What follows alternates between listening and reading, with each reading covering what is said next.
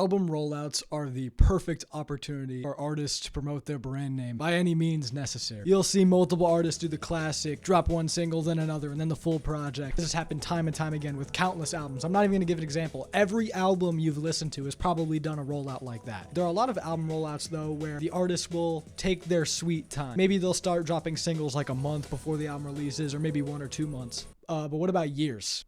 Try years. So today, we're going to be talking about the longest album rollouts I could possibly find and whether they hurt the album or whether it was worth the wait. Album rollouts are extremely important, way more important than people think, because that is the perfect opportunity for the artist to set the tone of their style for that year or that just like rollout in general. It's perfect branding. It's a great way to sell your brand. A lot of artists put a lot of care into this, album rollout thing. Like for instance, recently Chromacopia dropped by Tyler, the Creator. That was a very thorough, rollout on his end because it was really only 3 weeks max that we were waiting for this album, and we got teasers, we got a little taste of some of the music, we got this really cool intro with, people going into a box and the box explodes. Whoa, what could that mean, So that was definitely an example of a good rollout and a quick rollout, but a rollout that I think was not that good is probably Gorillaz' Cracker Island. Now, I'm not necessarily going to say I'm the biggest Gorillaz fan. I really liked Demon Days. That was one of the only Gorillaz albums I listened to from start to finish, but I never actually got truly into their music, so I figured Cracker Island was a great place to start. Now, the first single for Cracker Island released in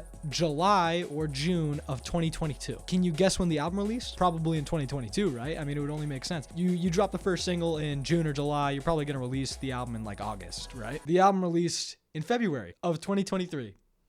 Needless to say, all my excitement for Cracker Island was kind of diminished by the time this album came out. I really was just bored of the concept, and the singles that came out before this album dropped were just not that good to listen to in an album capacity. The album itself was pretty good though, besides, a few boring tracks here and there. But I really think that rollout was damn near treacherous. That was awful. And what's the time for that rollout? Roughly 8 months, an 8-month long rollout. Nobody wants to wait 8 months for one album to drop. All right, that's ridiculous. Now that's an example of one artist, they messed up the album rollout. That's fine. I really don't like this one band's album rollouts. They're my favorite band of all time though, so I can't be mad. There's this certain band based in Sweden called Viagra Boys, and these guys, they really just make the best music known to man. Like literally, like the best music I've ever listened to. It's my favorite music. Viagra Boys have pioneered this kind of post-punk style and have really made their sound their own with these really, like Sebastian Murphy is probably one of the funniest vocalists I've ever seen in any band because he keeps it topical but classy. You know what I'm saying? I shouldn't say classy. He keeps it topical. It sounds like dad rock. It's really, it's good. Viagra Boys has been doing this thing recently with their current album they're about to release and their previous album. Well, they'll drop one single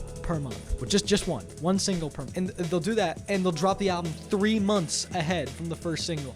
I don't want to wait 3 months. I'm not patient enough to wait 3 months. When you got music that good, I can't possibly wait 3 months. I don't even know if I could wait 3 weeks, all right? It's already been a month since the first single dropped, and I have another 2 months I need to wait. Are you kidding me? Their self-titled album is going to get like a 40-minute review from me. I swear.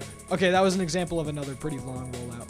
There are some rollouts though that genuinely are years long. Years. I wouldn't necessarily call them like full-on rollouts, but artists like Travis Scott and Lil Uzi have, for albums like Astro World and Eternal Atake have just been hinting at these projects years before they released. And when they finally did release, I mean, Eternal Atake was meh, but Astro World was great. Astro World was one of those albums where, I mean, it was so good, it was honestly worth, being teased for that long. I mean, I think it was being, hinted at before Huncho Jack even released, which is crazy. And Eternal Atake was kind of the same thing because after Lil Uzi Vert's album before that dropped, he started promoting Eternal Atake. And when the album dropped, you realize, oh, every single track on the deluxe is actually better than the base album. This was not worth the wait at all.